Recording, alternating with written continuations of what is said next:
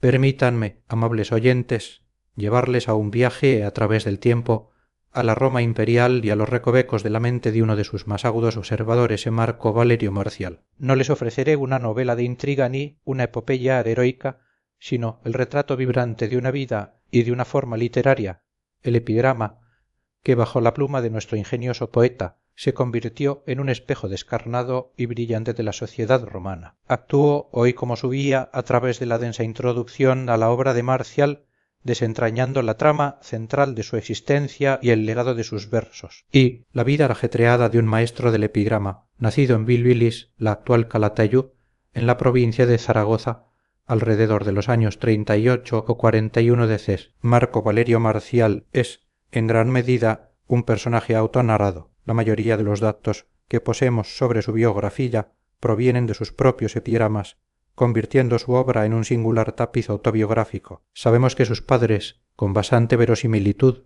se llamaron Frontón y Flacila, y que debieron fallecer antes del año 90 de Ces. Aunque él mismo se burlase de las pocas letras que le enseñaron sus mentecatos padres, es de suponer, dada su trayectoria, que recibió una educación esmerada, quizás en su Bilbilis natal o en ciudades cercanas como César Augusta Botarraco. El gran hito de su juventud fue su partida a Roma en el año 64 DC con 20 y tantos años. Como tantos otros jóvenes ambiciosos del imperio, Marcial buscaba fortuna en la capital. Sus inicios, sin embargo, no fueron fáciles. Se ha sugerido su posible acogida en el influyente círculo de los anneos allegados a Séneca, pero de ser así, su fortuna fue efímera, truncada por la conjura de Pisón en el 65 DC. Tras este revés, se dedicó a vender sus poemas para sobrevivir, una etapa de subsistencia que precedió la publicación de su primer libro en el 80 DC. Durante esos 16 años de silencio editorial, es posible que viera la luz alguna de sus colecciones más ligeras, como los Senie y Apoforeta, que posteriormente se ordenarían al final de su corpus. Marcial se estableció como un cliente más en la compleja red social romana, dependiendo de la generosidad imperial y de los regalos de sus patronos a cambio de sus epigramas. Su modesto pasar inicial se refleja en su residencia, un humilde habitáculo alquilado en el tercer piso de una casa en la calle del Peral, en el Quirinal. No obstante, con la publicación gradual de su obra y el reconocimiento de su talento, su situación fue mejorando. Hacia el año 94 de Cella poseía una casa propia en la misma zona de Roma y una pequeña finca en Nomento, probablemente obsequio de algún amigo o protector, a la que se retiraba ocasionalmente para huir del ajetreo urbano, a pesar de sus quejas sobre las condiciones rústicas. Su prestigio también le valió prebendas significativas. El emperador Hito le concedió los derechos de los 3 hijos, un privilegio normalmente otorgado a padres de familia numerosa, del que Marcial carecía, confirmados posteriormente por Domiciano. Este mismo emperador le concedió el cargo honorífico de Tribunus Militus Semestris, que le otorgaba el rango de caballero. A pesar de estas mejoras, la estabilidad económica le fue esquiva. A lo largo de sus epigramas, las quejas sobre su precariedad son recurrentes, a veces teñidas de amargura. El epigrama que cierra el libro, 11, el último escrito en Roma, es un claro testimonio de esta lucha. La rentabilidad de su poesía era escasa y su labor como cliente continuó incluso en Hispania, lo que sugiere que nunca logró una holgura financiera definitiva. Su séquito de esclavos, a pesar de las suposiciones de algunos estudiosos sobre una veintena, probablemente que era más reducido, y muchos de los nombres mencionados en su obra podrían ser meras ficciones literarias. En resumen, Marcial fue un superviviente, un trampeador que se ganó la vida con su ingenio, siempre a la sombra de sus patronos y amigos. Su carrera literaria se desplegó a lo largo de más de 2 décadas. Tras el Liber de Spectaculis en el 80 DC publicó los Xenia y Apoforeta en el 84 y 85 DC respectivamente. A partir del 86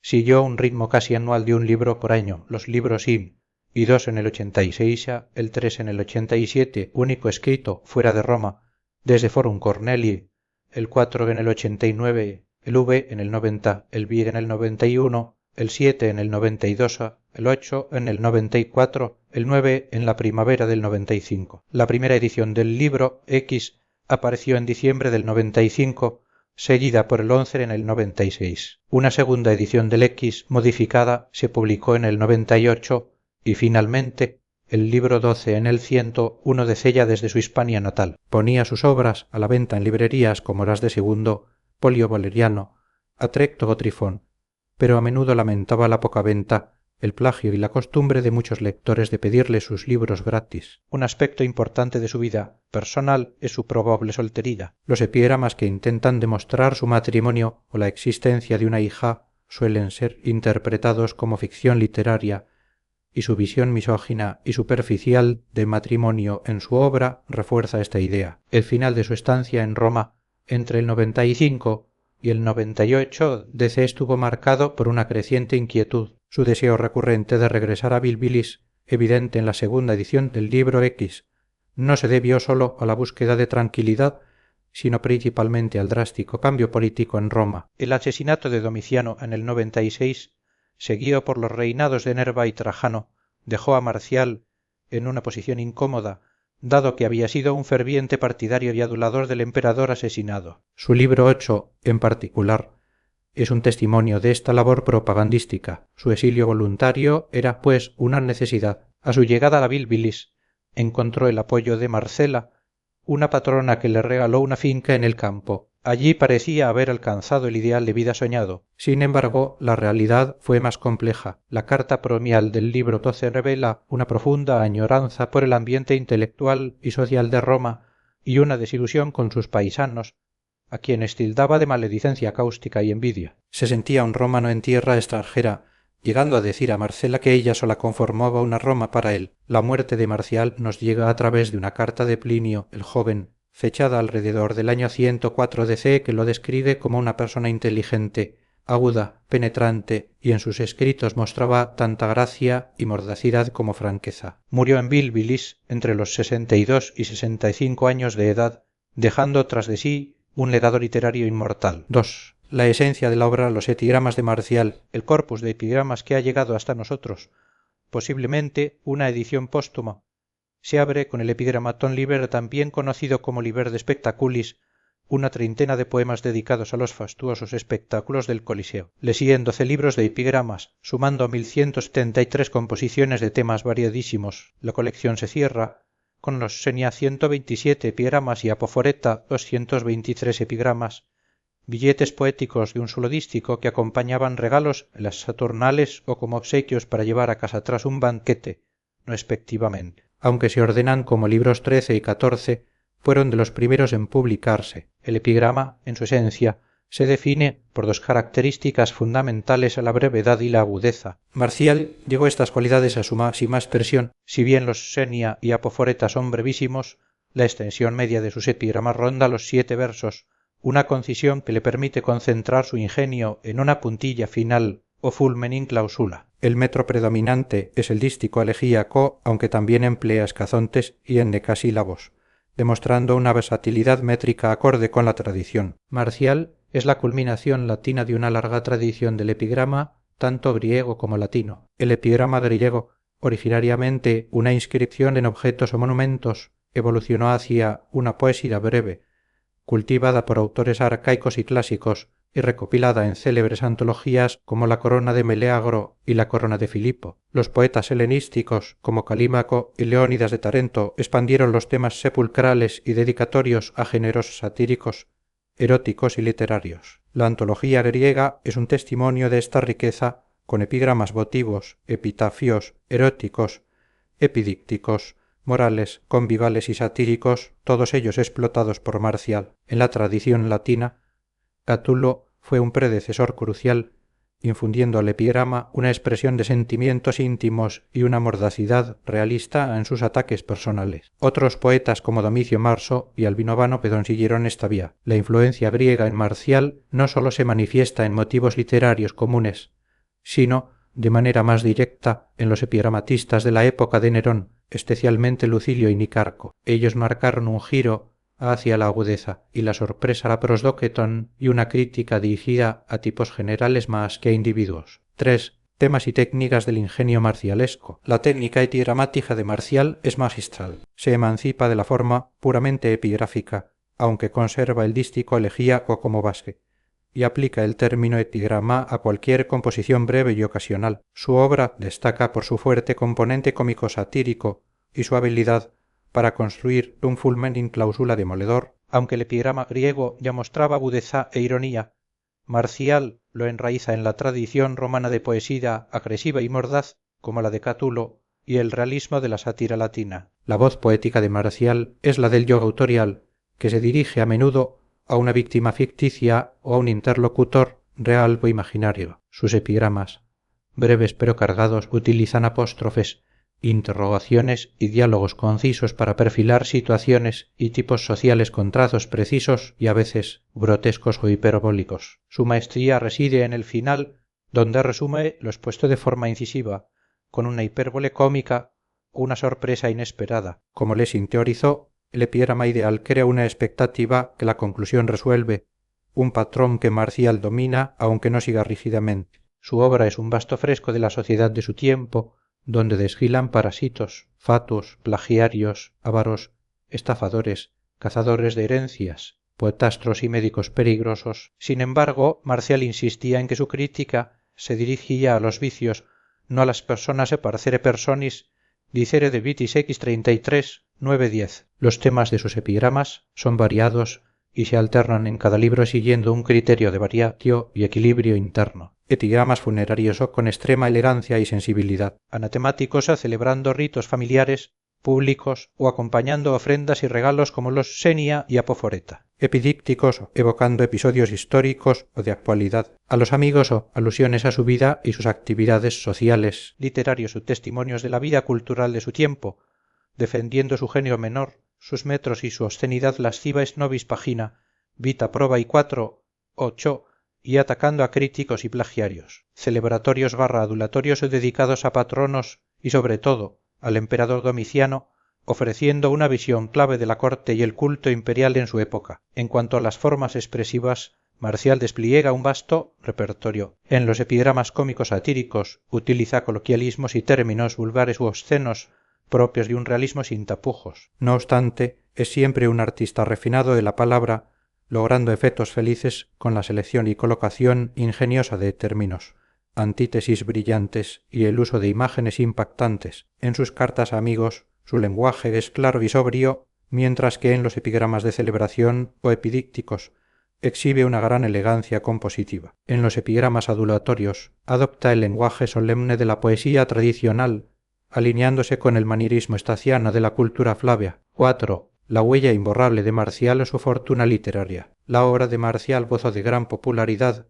ya en su tiempo, no solo en Roma, sino en las provincias. Plinio el Joven alababa su gracia, agudeza, malicia y franqueza. Poetas como Juvenal y el autor de los Priapia bebieron de su fuente. En la antigüedad tardía, autores cristianos como San Jerónimo, Paulino de Nola y Prudencio lo citaron junto a destacados poetas como Ausonio y Claudiano. En la Edad Media, su obra fue conocida principalmente a través de florilegios de versos sentenciosos y moralistas, y aparece en la biblioteca de Carlomagno y en escuelas como la de Fleury. Sin embargo, no fue hasta el Renacimiento que Marcial fue verdaderamente redescubierto y valorado. Humanistas italianos como Boccaccio, Petrarca, Poggio y Valla se familiarizaron con sus epigramas, y Antonio Beccadelli se inspiró en él para sus obras más escabrosas. Se multiplicaron las ediciones y comentarios, aunque también hubo voces que lo tildaron de perniciosus, llegando incluso a ser incluido en el Index Auctorum et Librorum Prohibitorum de Paulo IV en 1559. En los siglos XVI y XVII,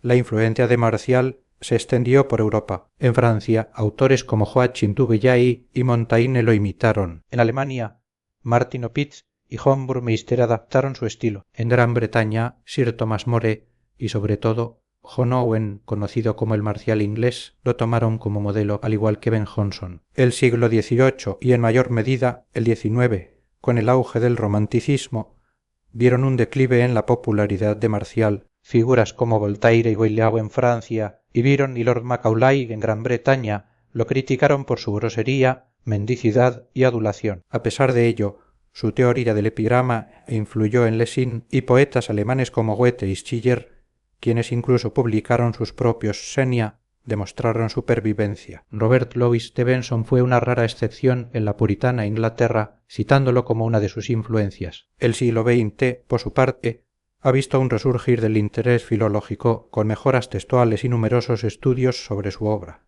Marcial en España un eco profundo. La huella de Marcial en la literatura española es profunda y constante desde el Renacimiento hasta casi nuestros días, influenciada tanto por su origen hispano como por la predisposición de la literatura española hacia el realismo. Formalmente, su presencia se concretó en sonetos de tema mítico o histórico. La estructura bipartita del soneto se adaptaba a la del dístico antiguo. El Renacimiento, fascinado por los mitos clásicos, recreó epigramas como el de Hero y Leandro Spec, 29 por Garcilaso de la Vega, y numerosos autores lo imitaron. El barroco le dio un giro burlesco a los mitos, como Salas Barbadillo con el suicidio de Porcia y 42. La cita culta en prosa especialmente en el Renacimiento y barroco como herramienta erudita. Juan de Mallara, Juan Pineda y sobre todo Baltasar Gracián, en su agudeza y arte de ingenio, recurrieron a Marcial por su brevedad, concisión y la riqueza de detalles sobre la vida romana. La creación poética la vertiente más fecunda. Desde Baltasar de Alcázar,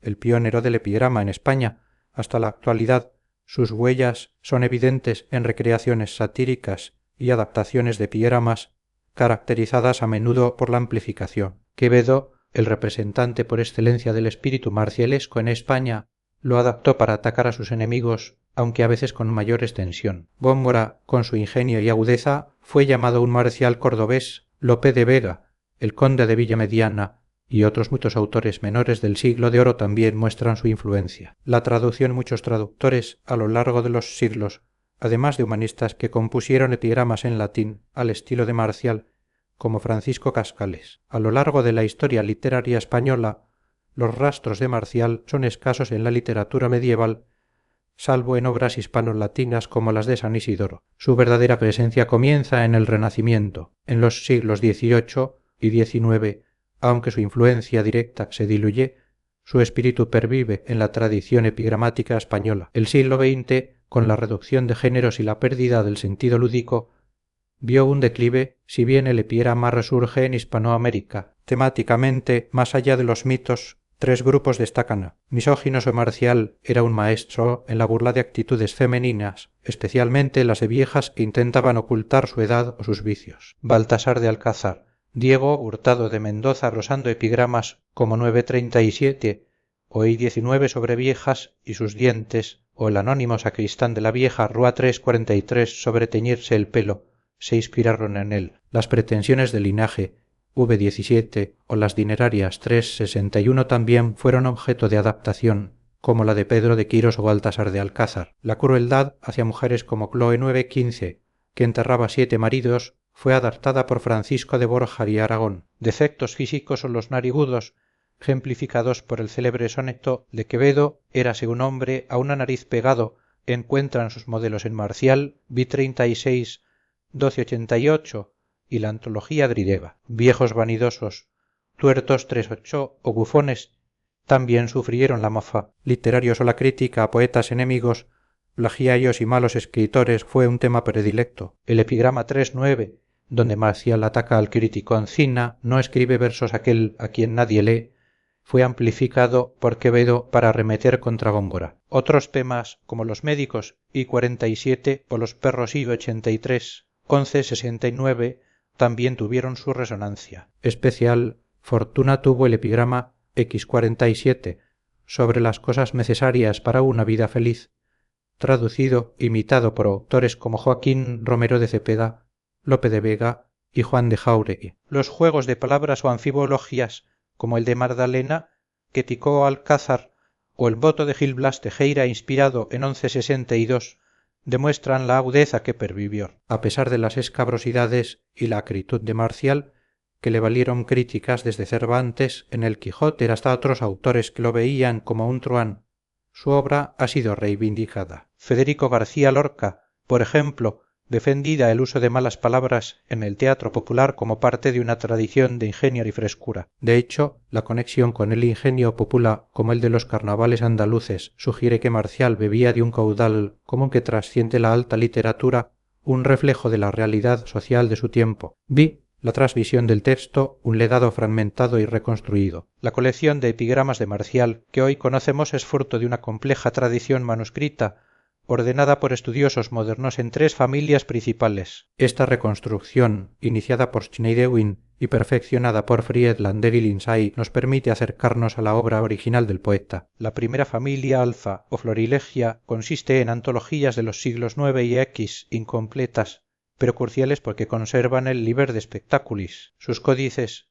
principalmente franceses, demuestran que el arquetipo era completo y ya contenía sustituciones de palabras obscenas. La segunda familia hita o gennadiana debe su nombre a Torcuato Genadio, quien corrigió una edición en el año 401 de Ces. Su arquetipo, probablemente beneventano y en minúscula longobarda, sufrió pérdidas y alteraciones en el orden de los cuadernillos. Códices como el Lucensis y el Vaticanus Palatinus son sus principales representantes. La tercera familia Gamma o Vulgata deriva de un manuscrito francés de los siglos VIII o IX y presenta lagunas en el libro de X. Numerosos códices como el Edimburgensis y el Bosianus Leidensis pertenecen a esta rama. Un debate fundamental en la crítica textual de Marcial es si las variantes entre estas tres familias provienen de una única edición póstuma o si, incluso, son variantes de autor. La crítica moderna es cautelosa, aunque la posibilidad de una edición común tras su muerte, de la que derivarían las tres tradiciones,